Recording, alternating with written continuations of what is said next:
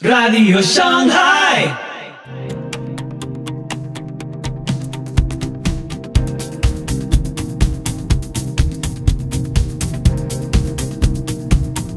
Muy buenos días, muy buenas tardes, muy buenas noches. Soy Pipo Biglione. Muy bienvenidos a Radio Shanghai. Este es el episodio 372 de la séptima temporada. Hoy me especializo en las cosas raras de la Biblia con Michael Heiser, los Elohim del Salmo 82 y el Concilio Divino. Podés escuchar el seminario completo sobrenatural en los episodios 251 al 254. Ahora también nos podés encontrar en YouTube y en Telegram. Te invito a escuchar este episodio atentamente.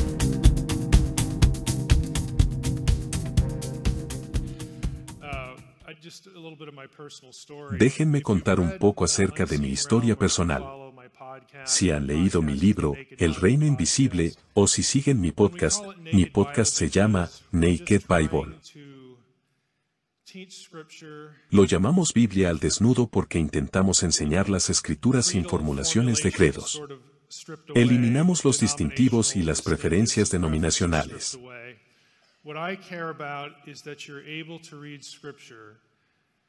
Lo que me importa es que puedan leer las escrituras a la luz de su contexto original, el contexto de los escritores y sus lectores originales.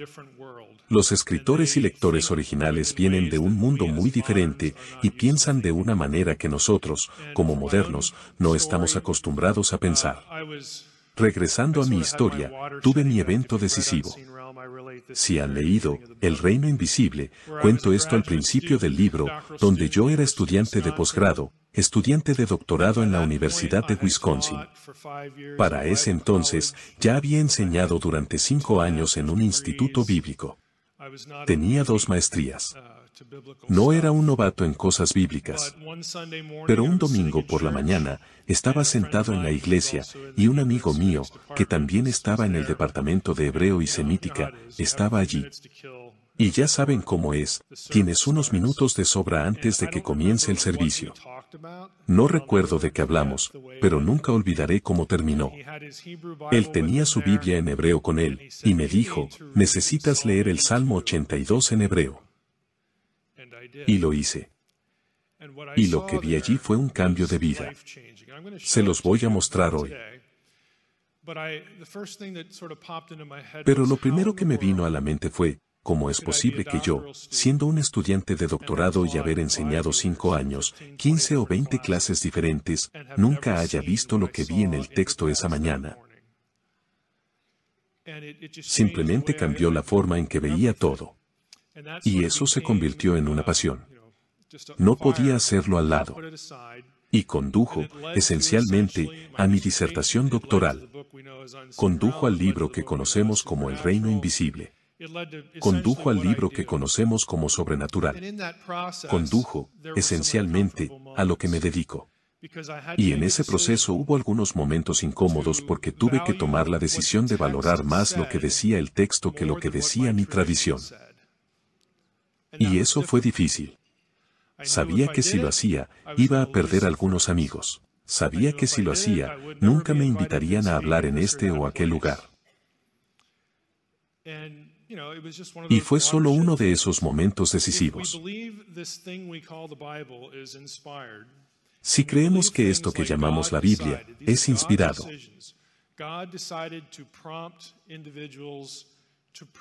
y creemos que estas son decisiones de Dios, que Dios decidió impulsar a las personas a producir esto que llamamos la Biblia, en un momento determinado, en una cultura determinada, en un lugar determinado con una cosmovisión determinada que no es la nuestra, entonces realmente no deberíamos imponer nuestra propia cosmovisión en el texto. Es una idea sencilla. Deberíamos tratar de leerlos de la forma en que querían ser entendidos, en lo que estaban pensando, porque no están escribiendo desde la perspectiva de un hombre blanco del siglo XXI. No es así como funciona. No están haciendo las preguntas o abordando las preguntas que tengo en mi cultura, en mi época. Están haciendo algo diferente. Todo se aplica a nosotros, pero tenemos que darnos cuenta de que la Biblia, aunque fue escrita para nosotros, no fue escrita a nosotros. Fue escrita a otras personas. Y si entendemos eso correctamente, entonces sabremos que estamos aplicando las cosas correctamente y podremos entender más de las Escrituras.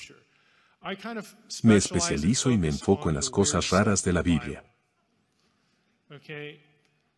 Solía decir esto como profesor, y se puso de moda. Si es raro, es importante. Y realmente lo es, porque no se descarta nada. No es como si el escritor bíblico se ocupara de sus asuntos y dijera, pues necesito algo raro aquí, me quedan unos párrafos por acabar, esto es parte de la tarea, así que tengo que incluir esto aquí.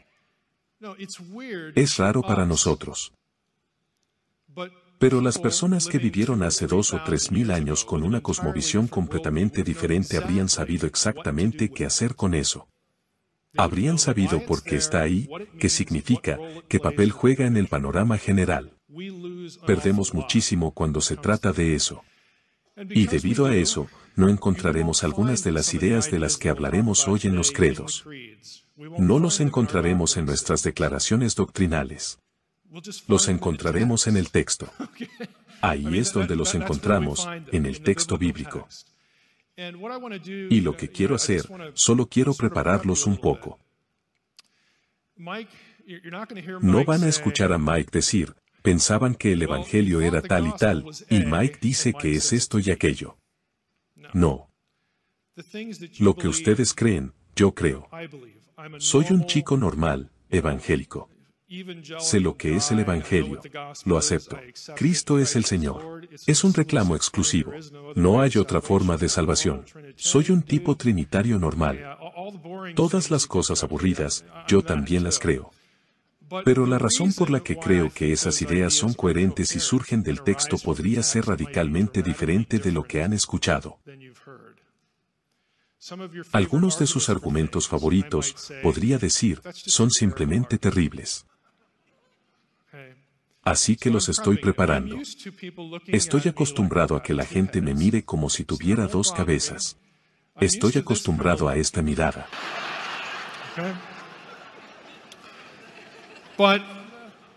Pero prefiero esa a esta. Ya saben un poco de mí. Así que empecemos. No van a lastimarme. Yo tampoco los voy a lastimar. Comencemos con el Salmo 82. Este fue mi evento decisivo. Si tienen una Biblia, pueden buscarlo si lo desean. Voy a mostrarles el texto. Me gusta que la gente vea el texto en lugar de lo que digo sobre él. Y no se estresen. No sientan que tienen que escribir cada palabra. Voy a darle las diapositivas a Estóbal. Él los pondrá en alguna parte y todos ustedes los obtendrán. Pueden lanzarlos en YouTube. Estoy en YouTube unas 100,000 veces y no sé cómo llegué allí. Así que está bien, obtendrán las notas. Pero este fue el pasaje que mi amigo dijo esa mañana en la iglesia, necesitas leer esto en hebreo. Aquí está en la pantalla, pero les mostraré las partes relevantes.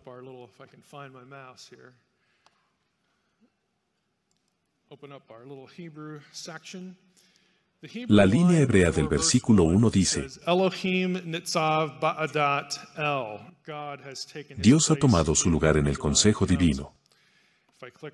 Si hago clic en Dios, aparecerá. Verán en la columna azul, al menos pueden ver la columna azul, tenemos la palabra Elohim. Esta es una palabra que probablemente hayan escuchado antes. Muy fácil. Pero no es tan fácil cuando van a la segunda parte del versículo. En medio de los dioses, verás que es la misma palabra, Elohim. Él dicta sentencia.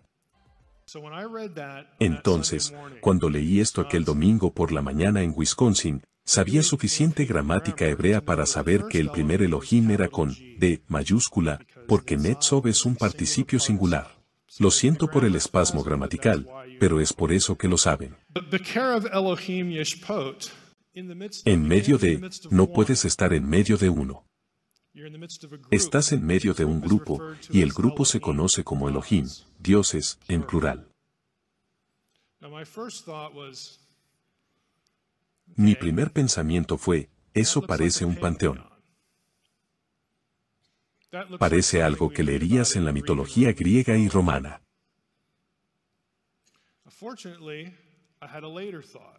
Afortunadamente, tuve un pensamiento posterior, y fue, apuesto a que Jesús conocía ese versículo. Apuesto a que los apóstoles lo conocían. Apuesto a que los escritores del Nuevo Testamento lo conocían.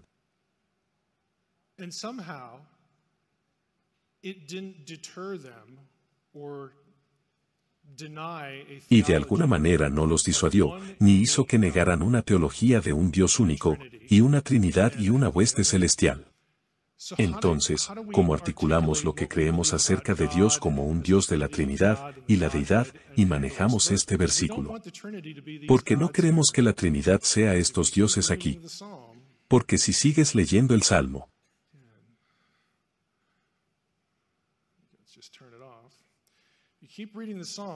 sigues leyendo el Salmo, miren lo que Dios le dice a los otros dioses, hasta cuando juzgarán ustedes injustamente y favorecerán a los impíos. Defiendan al débil y al huérfano, hagan justicia al afligido y al menesteroso. Rescaten al débil y al necesitado, líbrenlos de la mano de los impíos. Ellos no saben ni entienden, caminan en tinieblas, son sacudidos todos los cimientos de la tierra. Y luego dice en el versículo 6, yo dije, ustedes son dioses. Notarás que es la misma palabra otra vez. Yo dije, ustedes son Elohim, todos vosotros, hijos, plural, del Altísimo. Ahora, sin embargo, como hombres morirán. Esa no es la Trinidad. La Trinidad no es corrupta. La Trinidad no necesita una paliza verbal de Dios. Y no están condenados a muerte. Así que tenemos en este pasaje, versículo 1, tenemos a Dios hablando a un grupo de dioses. Si haces lo que hice yo en ese momento, dije, voy a ver los comentarios. De seguro algunos de mis eruditos favoritos han abordado esta pregunta. Y lo que obtienes acerca del versículo 1 es que los dioses en este consejo son personas. Son ancianos judíos. Son miembros del Sanedrín. Son israelitas. Sé que suena un poco extraño, pero créanme, podrían abrir comentario tras comentario tras comentario, y eso es lo que dicen. Jesús cita el Salmo 82, el versículo 6 de hecho, en uno de sus debates con el liderazgo judío, para defender su afirmación, yo y el Padre somos uno. Él no está diciendo, miren, no se enojen porque todos somos dioses, ustedes son como yo, y yo soy como ustedes. No es lo que Jesús estaba diciendo. Él nunca dijo, son como yo. Pero esta es la opinión común. Me encontré con esto en todas partes, lo cual fue preocupante porque sabía que eso simplemente no funcionaba. Si van al Salmo 89, hagamos clic en eso. Salmo 89, y desciendes, comenzaremos aquí en el versículo 5, los cielos alabarán tus maravillas, Señor, y también tu fidelidad en la asamblea de los santos. Aquí hay otra referencia a esa idea del consejo. Porque, ¿quién en el firmamento se puede comparar al Señor? Quien entre los hijos de los poderosos es como el Señor. Dios temible en la gran congregación de los santos, y formidable sobre todos cuantos están alrededor de Él. Seres celestiales aquí, y varias Biblias amablemente nos dan una nota. En hebreo dice, dioses. Hijos de los dioses no es una buena traducción de Binei Elim. Hijos de Dios, es literalmente lo que es. Este consejo de los hijos de Dios, recuerden en el Salmo 82, Dios hablando a los Elohim, los dioses, y luego en el versículo 6, Él los llama hijos del Altísimo. Sabemos quién es el Altísimo, ese sería el Dios de la Biblia. Entonces estos Elohim en el Salmo 82 son hijos de Dios, también llamados dioses. Aquí tenemos hijos de Dios en el consejo, en el cielo. Y la última vez que revisé mi Biblia, no tenemos un grupo de judíos gobernando en los cielos. Simplemente no tiene ningún sentido. Pero eso es con lo que te encontrarás una y otra vez, tras otra, tras otra. Entonces, cuando me enfrento a esto, tengo un pequeño dilema. Una vez más, no me encontré con esto en la escuela dominical. Fui al instituto bíblico. Nunca me encontré con esto. Enseñé en el instituto bíblico, e incluso entonces en la preparación de la clase, nunca me encontré con esto, sin embargo aquí estaba esto frente a mis narices. Y no podía simplemente fingir que no estaba allí. No podía ignorarlo. Pero nuevamente, tuve confianza de que esta es la palabra de Dios. Apuesto a que Jesús sabía esto. Apuesto a que Pablo lo sabía. Apuesto a que los apóstoles lo sabían. Apuesto a que los escritores del Nuevo Testamento lo sabían. Debe haber una manera de hacer esto comprensible. Y lo que tuve que hacer fue dejar al lado la cosmovisión que tenía. Tuve que dejar de lado lo que me habían enseñado en mi tradición y simplemente decir, vamos con el texto. Al final del día, probablemente seguirá en pie. No voy a lastimarla. No voy a dañarla. Si es la palabra de Dios, no me va a hacer daño. Así que, vamos a profundizar en esto, y como dije, esto se convirtió en lo que realmente me impulsó a través de casi 10 años de estudios de posgrado, enfrentándome a esto como académico. Y nuevamente, como académico, mi campo es solo mi especialidad en estas cosas. Así que echemos un vistazo a un par de otros pasajes. Si profundizan en esto, se encontrarán con otras cosas interesantes.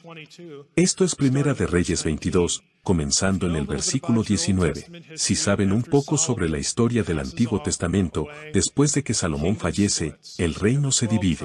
Así que tienes las 12 tribus, se dividieron en 2 reinos, 10 en el norte, 2 en el sur. El norte se llama Israel o Samaria, el sur se llama Judá, y tienes profetas dando vueltas en ambos reinos, básicamente diciendo, no deberíamos dividirnos porque allá abajo en Judá es donde está Jerusalén, allá es donde adoramos a Jehová. Deberíamos ser 12 tribus o adorar a un solo Dios, pero en el norte están haciendo lo suyo. Crean un centro, o centros, de adoración alternativos, y se deslizan hacia la idolatría con bastante rapidez. En este pasaje, el rey del norte es Acab, quien es probablemente el peor tipo, quizás después de Manasés, en la historia de Israel, el reino del norte. Habla con el rey del sur, el reino del sur, que es Josafat, y quiere que Josafat se asocie con él en una alianza para destruir una ciudad. Así que Josafat dice, me encontraré con Acab, ¿por qué no? Es como Corea del Sur y Corea del Norte. Vamos allá y hablemos. Y cuando llega Acab saca a todos los profetas de Baal. Y hacen de las suyas.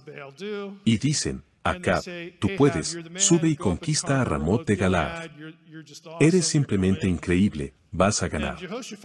Y Josafat se pone un poco sospechoso y dice, ¿no hay por aquí algún profeta de Jehová a quien podamos preguntarle? Y Josafat dice, está en los versículos anteriores a esta es una de mis líneas favoritas. Acab dice, esta es mi paráfrasis, si tenemos uno de esos aquí, y odio a ese sujeto. Está en prisión porque nunca profetiza nada bueno. Ese es el versículo 18. Él solo me ha profetizado el mal. Así que sacan a Micaías ante la insistencia de Josafat. Y al principio, se burla de todo, se pone a decir, si ve allá, vas a ganar, eres genial, eres Acab. Está imitando lo que le dijeron los profetas de Acab. Y Acab se enfada un poco y le dice, sin rodeos, dinos directamente. Y entonces Micaías dice en el versículo 19, ¿quieres saber lo que veo? Micaías dijo, por tanto, escucha la palabra del Señor, escucha la palabra de Jehová. Por cierto, en sus Biblias, cuando tienen mayúsculas pequeñas, esa es la convención para el nombre divino, Jehová. Por lo tanto, escucha la palabra del Señor. Vi a Jehová sentado en su trono y todo el ejército de los cielos de pie junto a él a su mano derecha y a su izquierda. Y el Señor dijo, ¿quién inducirá a Acab para que suba y caiga en Ramot de Galaad? Y uno decía una cosa y otro decía otra. Así que los miembros de la hueste celestial, que están, de nuevo, en un consejo. Si lees todo el capítulo, Dios ha decretado que es hora de que Acab muera. Finalmente va a ser juzgado por su maldad. Y luego suceden los eventos y llegamos a esta escena. Así que Dios pregunta, no porque necesite información. Dios no dice, quiero deshacerme de Acab, pero no sé cómo. No es así. Les permite asociarse con él para decidir cómo será juzgado Acab. Y tienen un pequeño debate. Uno dijo una cosa, otro dijo otra. Y entonces un espíritu se adelantó y se paró delante del Señor. Entonces sabemos que los miembros de la hueste celestial son espíritus. No son tipos judíos disfrazados. Un espíritu se adelantó y se puso delante del Señor diciendo, yo lo seduciré. Y el Señor le dijo, ¿por qué medio? Y dijo, saldré y seré espíritu de mentira en boca de todos sus profetas. Y Dios dijo, le inducirás y también prevalecerás, ve y hazlo así. Y Micaías dice, ahora pues, he aquí, el Señor ha puesto un espíritu de mentira en la boca de tus profetas. Dios es omnisciente. Entonces, si el espíritu se hubiera adelantado y dice, yo tengo una idea. Si hubiera sido una idea tonta, Dios habría dicho, solo ve y siéntate, te llamaremos más tarde. Dios sabe lo que va a funcionar y lo que no. Pero el punto es que tiene un consejo y les permite asociarse con él para tomar ciertas decisiones. Obtienes lo mismo en Daniel 7. No vamos a leer todos estos. Leeremos un par más en unos minutos. Pero en Daniel 7, esta es la visión de las 4 bestias, que son 4 imperios. Y llega a esta escena en el versículo 9. Daniel dice, mientras miraba tronos, plural, ese es un plural, tiene una S, tronos, plural, estaban colocados. Y el anciano de días se sentó. De nuevo, sabemos quién es el anciano de días. Ese es Dios.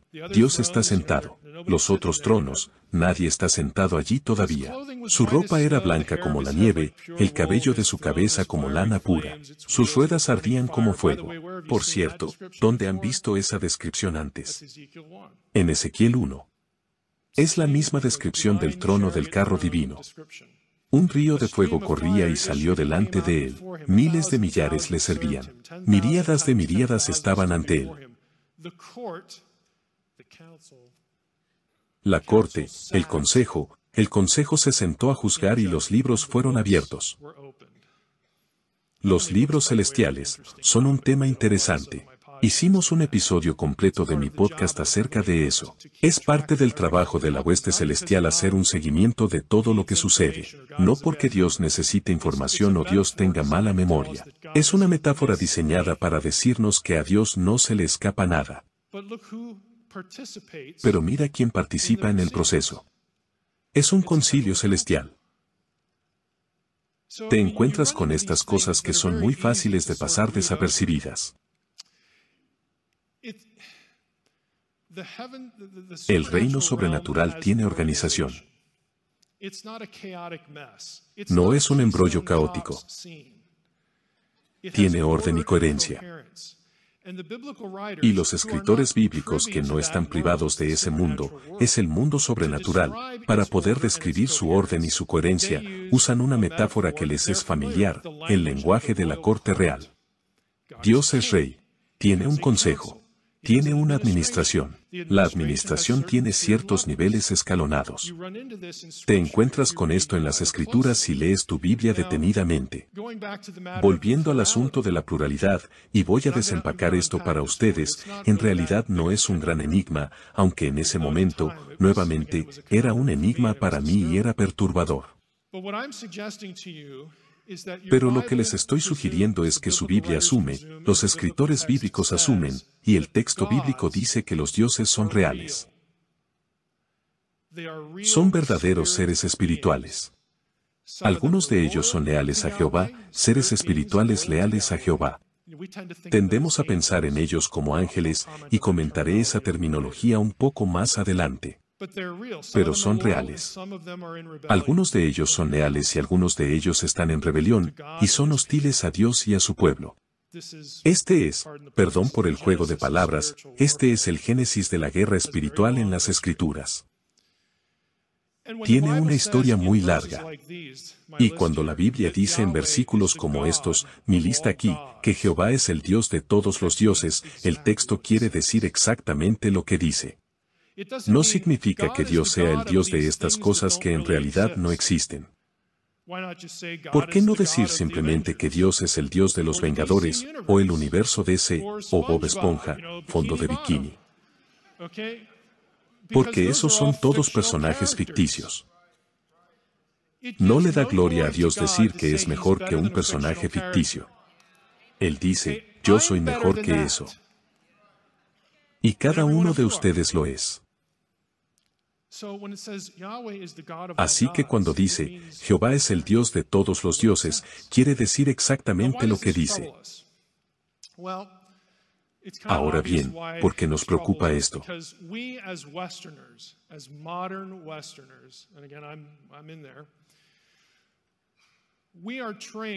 Es obvio porque esto nos preocupa, porque nosotros como occidentales modernos estamos entrenados tanto por nuestra cultura occidental como por nuestras tradiciones cristianas para creer que la palabra D-I-O-S, cuando la vemos en una hoja de papel, cuando la vemos en una pantalla, cuando vemos las letras D, I, O y S, esas letras, escuchen con atención, esta frase es importante. Estamos entrenados para pensar que las letras D, I, O, S significan un conjunto específico de atributos únicos. Que cosas como la omnisciencia, la omnipresencia, la soberanía, la creación, están todas empaquetadas en las letras D, I, O, S, de modo que cuando las juntas, se refiere a un conjunto único de atributos. Es por eso que nos asusta cuando la vemos en plural, porque hemos sido entrenados para pensar de cierta manera sobre una palabra determinada. Los escritores bíblicos no pensaron de esa manera acerca de la palabra Elohim. ¿Cómo lo sabemos, Mike? Se supone que debemos decir, eso es bueno, el Dr. Heiser tiene un doctorado, así que lo creeré. Claro que no.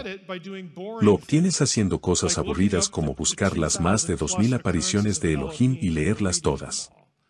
Es un buen remedio para curar el insomnio.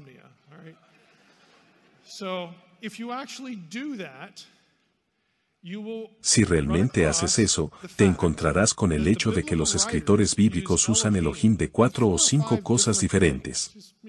Usaremos números redondos, aproximadamente media docena de cosas que no son el Dios de la Biblia. Eso solo debería decirles que los escritores bíblicos, cuando escribieron Elohim, no estaban pensando en un conjunto único de atributos. Porque si lo fuera, nunca usarían el término de otra cosa. No piensan en Elohim de la forma en que estamos entrenados para pensar en D, I, O, S. Esa es la desconexión. Ese es el problema. Es un problema en la academia, y es un problema de interés general en los estudios bíblicos, a cualquiera que esté interesado. Solo estamos entrenados para pensar de esa manera. Podríamos revisar diferentes pasajes solo para ver algunas referencias. Tenemos al Dios de Israel, Salmo 82:1. Definitivamente es Elohim. Tenemos los miembros del consejo que no son Dios, porque Él los está juzgando por ser corruptos. Los dioses de las naciones, si miramos Primera de Reyes 11:33, tendríamos a Quemos, de Moab, tendríamos a Astoret. Estas figuras de deidades también se llaman Elohim. No están al nivel del Dios de Israel para el escritor bíblico. No están pensando en atributos cuando escriben la palabra Elohim. Así concluimos el programa de hoy. Recordá que podés seguirnos en Facebook e Instagram, déjanos tus comentarios y si te gusta, compartilo. Te invitamos, Dios mediante, a escuchar nuestro próximo episodio. Que Dios te bendiga.